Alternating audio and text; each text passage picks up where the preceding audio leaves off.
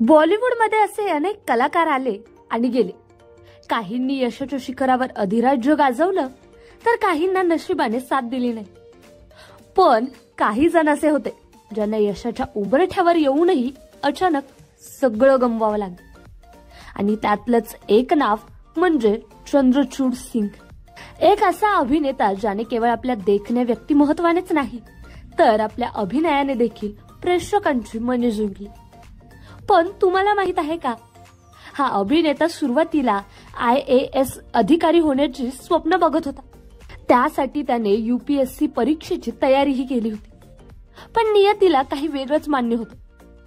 चंद्रचूड सिंगने अभिनयाच्या जगात नशीब आजमावण्यासाठी निर्णय घेतला. त्याने 1996 मध्ये तेरे मेरे सपने या चित्रपटातून बॉलिवूडमध्ये दमदार एंट्री केली. त्याच्या सहज सुंदर अभिनयाने तो रातोरात स्टार बनला. जोश, कच्चे धागे, दाग द फायर यासारख्या चित्रपटांमध्ये त्याने महत्वाच्या भूमिका साकारल्या. चंद्रचूड सिंगची कारकीर्द बहरत असतानाच त्याच्या आयुष्यात एक मोठा धक्का बसला.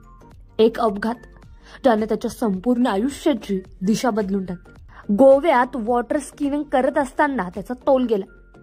स्पीड बोर्ड प्रचंड वेगात होती आणि त्या अपघातात त्याच्या उजव्या हाताला गंभीर जखम झाली.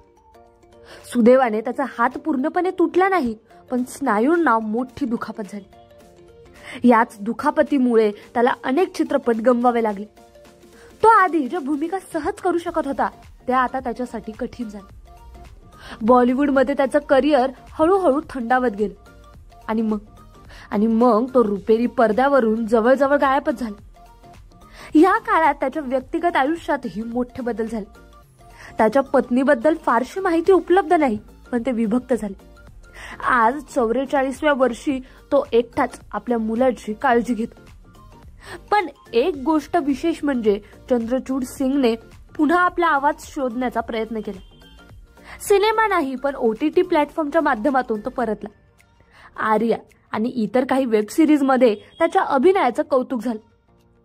चंद्रचूड सिंग हा त्या कलाकारांपैकी एक आहे ज्यांनी आयुष्यात अनेक चढ उतार पाहिले.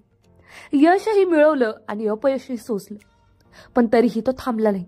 त्याचा संघर्षमय प्रवासाला खरंच सलाम.